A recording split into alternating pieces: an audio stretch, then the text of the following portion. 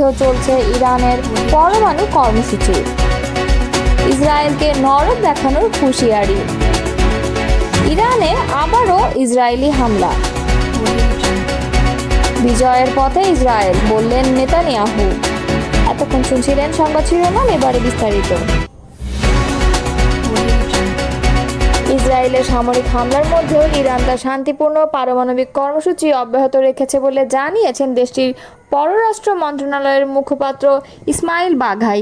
সোমবার এক সংবাদ সম্মেলনে তিনি বলেন, ইরানের পরমাণু কর্মসূচি জাতিসংঘ নিরাপত্তা পরিষদের প্রস্তাব 2231-এর অধীনে বৈধতা পেয়েছে এবং তা থামানোর ক্ষমতা কোনো সংস্থার নেই। তিনি ইসরায়েলি আগ্রাসনকে ইতিহাসের এক ভয়ঙ্কর নজির আখ্যা দিয়ে বলেন, ইরানের পারমাণবিক স্থাপনায় হামলা চালিয়ে ইসরায়েল এটি শুধু ইরানের সার্বভৌমত্ব নয়, বরং আন্তর্জাতিক পরমাণু নিরস্ত্রীকরণ চুক্তিকেও ক্ষতিগ্রস্ত করেছে।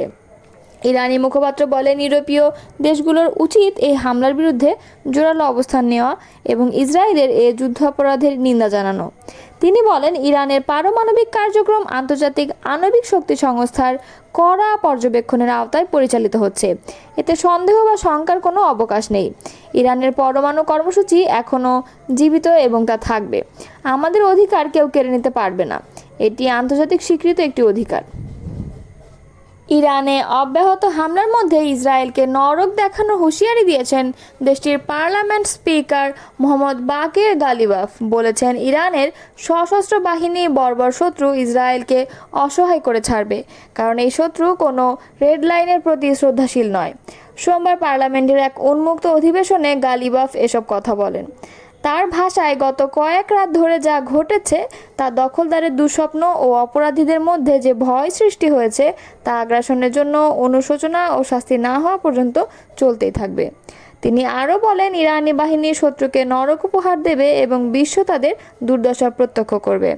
গালিবাফ জোর দিয়ে বলেন, আমাদের সবাইকে বুঝতে হবে যে আমরা এখন এক ব্যতিক্রমী পরিস্থিতির মুখোমুখি। আমাদের বর্বর শত্রু কোনো রকম নীতিগত সীমারেখা মানে না। চূড়ান্ত বিজয় নিশ্চিত, তবে এ পথে চড়াই উতরাই থাকবে, এটাই স্বাভাবিক। এমন পরিস্থিতিতে বিভিন্ন জাতিগোষ্ঠী ও মতাদর্শের ইরানি জনগণ এখন ঐক্যবদ্ধভাবে সশস্ত্র বাহিনীর পক্ষে দাঁড়িয়েছে বলে উল্লেখ করেন তিনি। স্পিকার আরও বলেন, ইসলামী বিপ্লবী গার্ড বাহিনী ও সেনাবাহিনীর সর্বোচ্চ নেতা আয়াতুল্লাহ খামেনির দূরদর্শী নেতৃত্বে তাদের সামরিক ক্ষমতা ও দক্ষতা বিশ্বকে দেখিয়েছে। তারা ইসরায়েলি নিরাপত্তার মিথ ভেঙে দিয়েছে। তিনি এ সময় ঐক্যের আহ্বান জানিয়ে বলেন, শত্রুর হামলা একটি হাইব্রিড যুদ্ধের অংশ, যার কেন্দ্রে রয়েছে মনস্তাত্ত্বিক যুদ্ধ।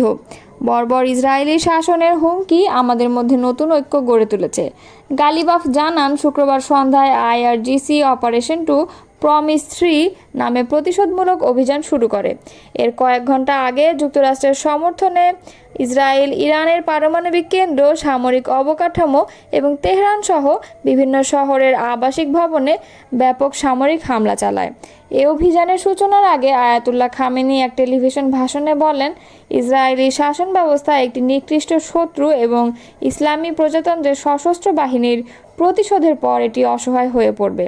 এদিকে ইরানি সংবাদ সংস্থা তাসনিম জানিয়েছে, সোমবার বিকালেও ইরাক সীমান্তবর্তী ইলাম প্রদেশের মুসিয়ান শহরের পৌরসভার ফায়ার সার্ভিস ভবনে বর্বর হামলা চালানো হয়েছে।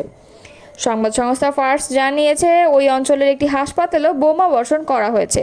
দুটি সংবাদ মাধ্যমে ইরানের ইসলামী বিপ্লবী গার্ড বাহিনীর ঘনিষ্ঠ বলে পরিচিত।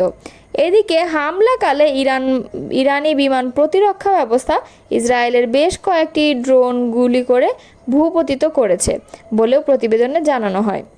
এই হামলার মধ্য দিয়ে ইরান ইসরায়েলের মধ্যকার পাল্টাপাল্টি হামলায় সংঘাত আরও চরমে পৌঁছেছে। তেহরান ও পশ্চিম ইরান জুড়ে বোমা হামলা এবং ক্ষেপণাস্ত্র হামলায় দেশটির নাগরিক অবকাঠামো ক্ষতিগ্রস্ত হওয়ার খবর আন্তর্জাতিক উদ্বেগ বাড়াচ্ছে। ইরানে আবার হামলা চালিয়েছে ইসরায়েল। দেশটির পূর্ব ও পশ্চিমাঞ্চলে এই হামলা চালানো হয়েছে। সোমবার ফার্স নিউজ এজেন্সির বরাতে আল জাজিরা এক প্রতিবেদনে এই তথ্য জানানো হয়েছে। ফার্স নিউজ এজেন্সি জানিয়েছে, পশ্চিম তেহরানের একটি সামরিক ঘাঁটিতে হামলা হয়েছে। ইসরায়েল এ অঞ্চলে সামরিক ঘাঁটিকে নিশানা করে হামলা চালিয়েছে।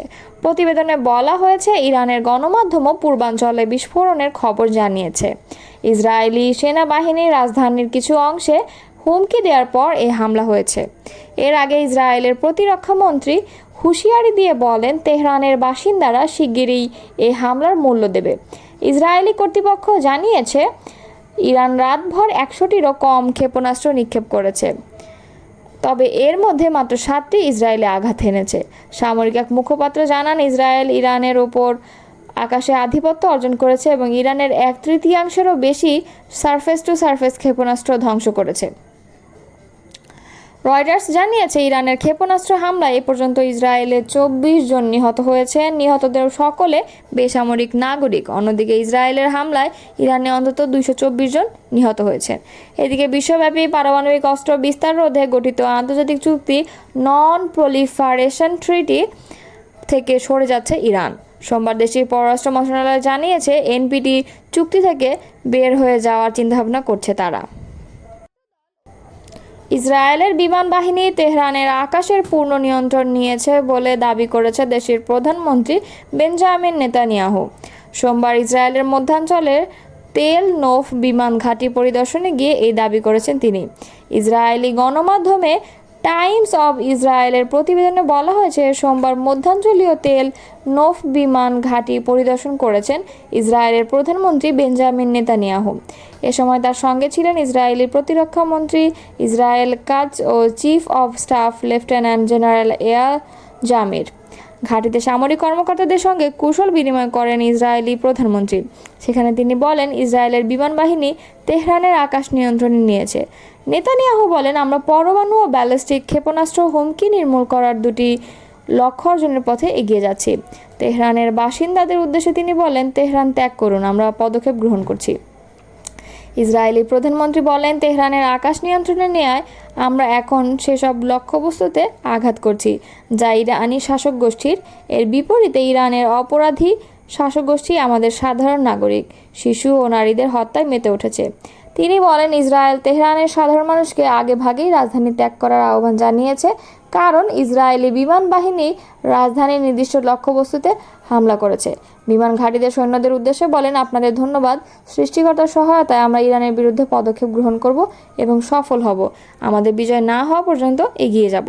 ইরানের স্বাস্থ্য মন্ত্রণালয় বলছে শুক্রবার থেকে শুরু হওয়া ইসরায়েলি হামলায় এখন পর্যন্ত দেশটিতে অন্তত 224 জন নিহত হয়েছে। অন্যদিকে ইরানের হামলায় ইসরায়েলে কমপক্ষে 2 জন নিহত ও আরও অনেকেই আহত হয়েছেন।